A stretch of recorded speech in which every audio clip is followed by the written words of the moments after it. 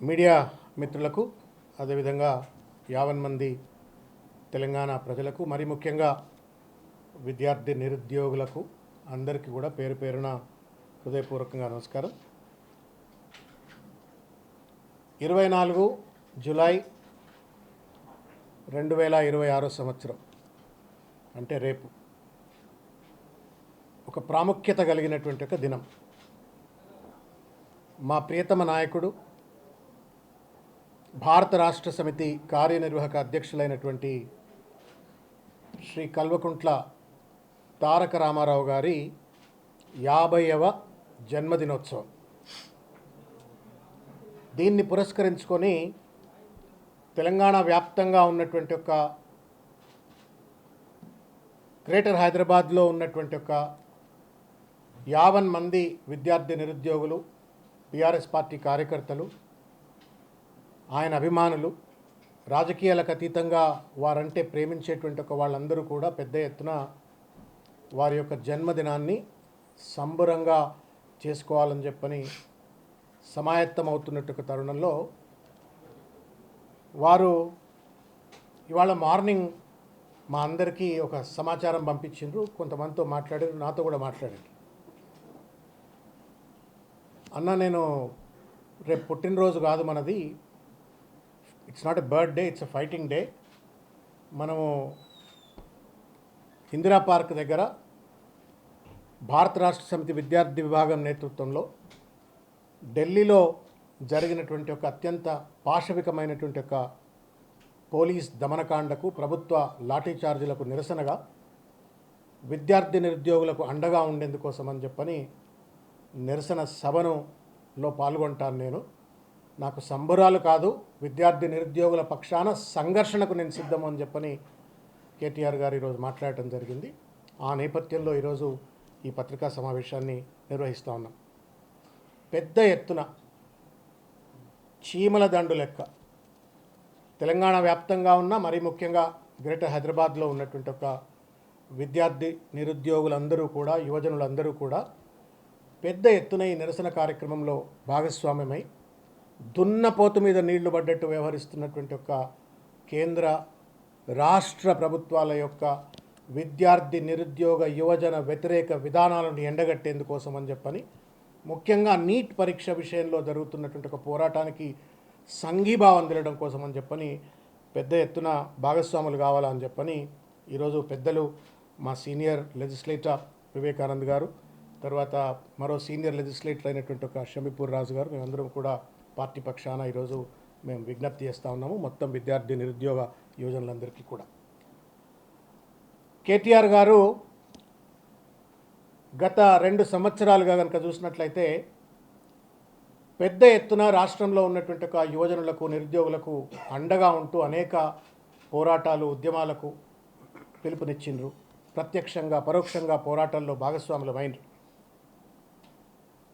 మన్ననే షంబిపూరు రాజు గారు, తర్వాత మా ఎల్బీ నగర్ శాసనసభ్యులైన సుధీర్ రెడ్డి గారి, వీరందరి యొక్క నేతృత్వంలో జరిగినటువంటి ఒక యువ సంగ్రామ సభలో విద్యార్థి నిరుద్యోగుల ఆక్రోశం ఎట్లా ఉందో మనందరం చూసినాం.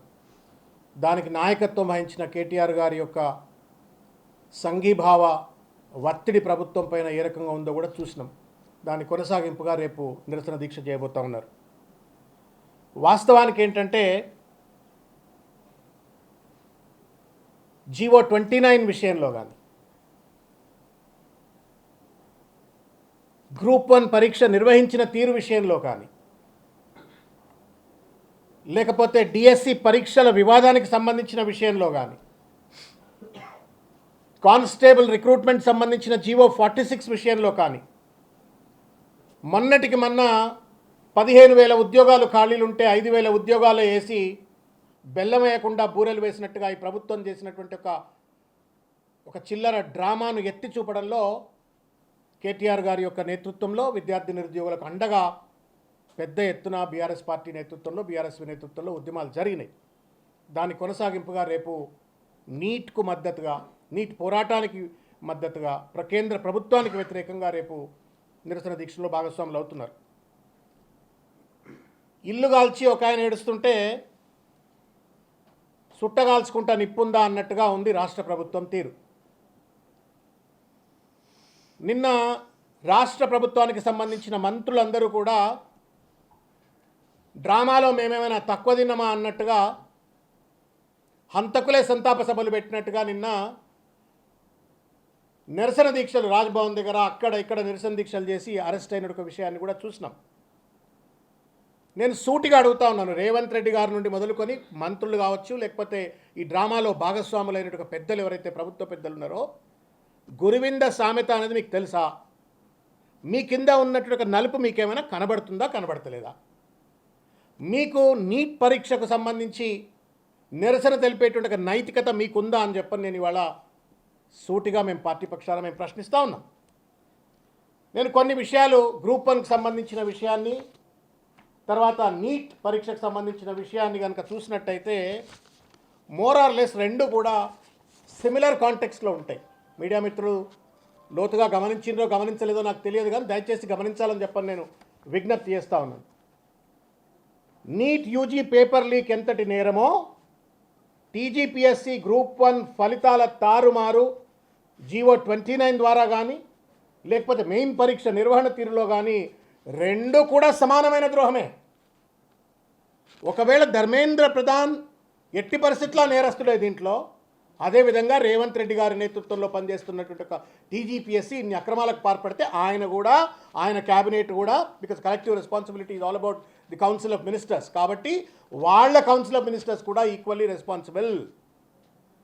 కేంద్రంలో నీట్ బాధితుల కోసం రాజీనామాలు కోరినటువంటి రాహుల్ గాంధీ గారు సొంత రాష్ట్రంలో లక్షలాది మంది యువతను మోసం చేస్తున్నటువంటి ఒక ముఖ్యమంత్రి గారిని కానీ, లేకపోతే ఆయన కౌన్సిల్ ఆఫ్ మినిస్టర్స్ బాధ్యులైన వాళ్ళను రాజీనామాలు ఎందుకు కోరడు అని చెప్పని కూడా అడుగుతూ ఉన్నాం. మేము రేపు డిమాండ్ చేస్తూ ఉన్నాం. నీట్ పక్షాన పెద్ద ఎత్తున ఇంకా ప్రత్యక్ష పోరాటాలు చేస్తాము, రాజీనామా కోరుతాము. అదేవిధంగా మరి గ్రూప్ 1 బాధితుల పక్షాన రేవంత్ రెడ్డి గారు మౌనం వహిస్తూ ఉంటే, వారికి నిరసనను కూడా అణచివేతకు గురి చేస్తూ ఉంటే ఏ కారణం చేత రాహుల్ గాంధీ గారు అడగరని చెప్పని మేము మాట్లాడుతూ ఉన్నాం.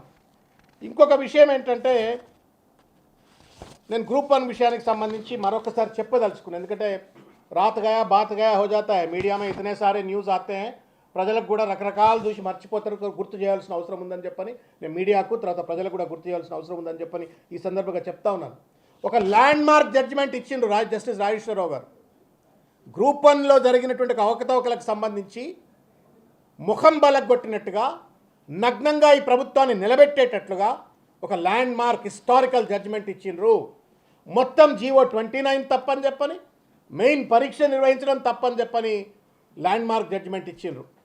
జీవో 29 ద్వారా అప్పటిదాకా కేసీఆర్ గారి నేతృత్వంలో వచ్చినటువంటి ఒక జీవో 55ను పక్కన పెట్టి జీవో 29 పట్టుకొచ్చి, తద్వారా రాష్ట్రంలో ఉన్న బీసీలను, ఎస్సీలను, ఎస్టీలను, మైనారిటీలను గొంతులు కోసిపడేసి ఒక అన్సైంటిఫిక్గా, ఇల్లీగల్గా మెరిట్ లిస్టులు తయారు చేసేసి జీవో 29 ఒక నిరంకుశ హిట్లర్ లెక్క నిరుద్యోగ విద్యార్థులపైన రాస్తే కోర్టు దాకా పోయినాం, కొట్లాడినాం. కోర్టులో ఇవాళకి కూడా సుప్రీంకోర్టులో కేసు పెండింగ్లో ఉన్నటువంటి ఒక విషయాన్ని గుర్తు చేస్తూ, తదనంతరం జీవో 29లో తప్పు చేసినాడు, గ్రూప్ 1 నిర్వహణలో తప్పు చేసినాడు అని చెప్పని పేరా 369 పేజ్ 182లో కోర్టు చెప్తుంది. The commission while conducting the group 1 main examination had not maintain transparency, పారదర్శకత లేదు, ఇంటిగ్రిటీ లేదు, acted in a bias manner and deviated their own rules అని చెప్పని చెప్తుంది. పేజ్ 370లో మళ్ళా జడ్జిమెంట్లో చెప్తాడు, పేరా 370లో, due to the commission's negligence and inefficiency the affected individuals are the unemployed youth of Telangana state, commission failed in both procedural aspects and then evaluation methods which is impermissible అని చెప్పని ముఖం బలగొట్టినట్టుగా high court single bench ధర్మాసనం తీర్పునిస్తుంది. ఇంకొకటి, although there have been 2 instances of cancellation of group 1 examination, the commission has not learnt from its previous experience అని చెప్తూ స్పష్టంగా ఈ మొత్తం గ్రూప్ 1 నిర్వహణలో ప్రొసీజరల్ ల్యాప్సెస్ ఉన్నాయి, తర్వాత మాల్ ప్రాక్టీసెస్ ఉన్నాయని చెప్పిన తర్వాత సిగ్గు ఎగ్గు ఉన్న ప్రభుత్వం ఏం చేయాలా? ఒక సింగిల్ బెంచ్ చెప్పిన తర్వాత పెద్ద పెద్ద అడ్వకేట్లను పట్టుకొచ్చినాడు. ఢిల్లీలో ఉన్న పెద్ద పెద్ద అడ్వకేట్లందరినీ పట్టుకొచ్చి దాన్ని హైకోర్టులో ఏం చేసిండో చేసిండు పెద్ద మనిషి. హైకోర్టును తప్పుదోవ పట్టించిండు, సుప్రీంకోర్టును తప్పుదోవ పట్టించిండు. గ్రూప్ 1 పరీక్ష మాల్ ప్రాక్టీస్ పద్ధతిలో కండక్ట్ చేసేసి విద్యార్థి నిరుద్యోగుల జీవితాలతో చెలగాటమాడిండు. పాపం పిల్లలు రోడ్ల మీదకి వచ్చి అనేకసార్లు దీక్షలు చేసిండ్రు, ధర్నాలు చేసిండ్రు, గొడ్లను కొట్టినట్టు కొట్టిండ్రు.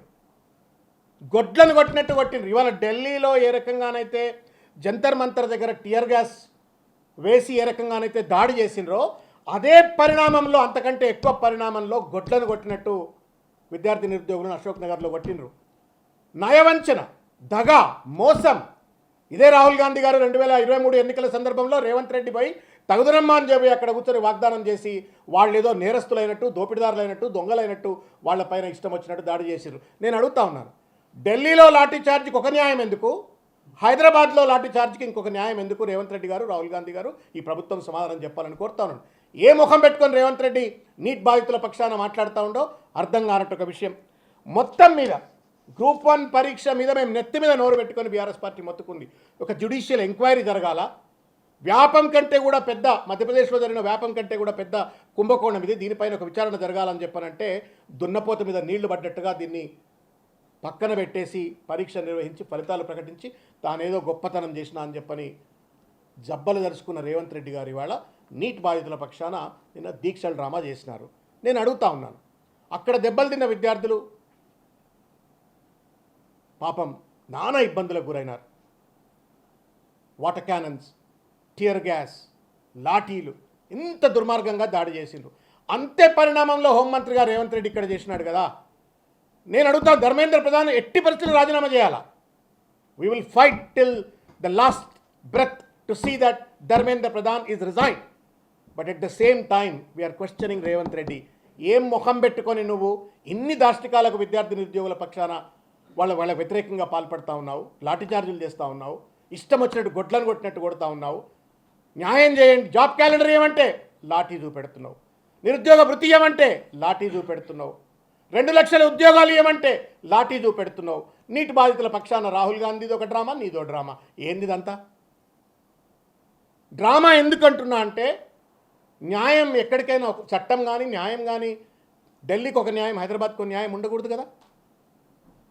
కాబట్టి ఇవన్నీ కూడా తప్పనిసరిగా ప్రజల ముందు లేవనెత్తామని చెప్పని ఈ సందర్భంగా తెలియజేస్తూ, ప్రధాన్ ధర్మేంద్ర ప్రధాన్ రాజీనామా చేయాలా, రేవంత్ రెడ్డి కూడా రాజీనామా చేయాలా.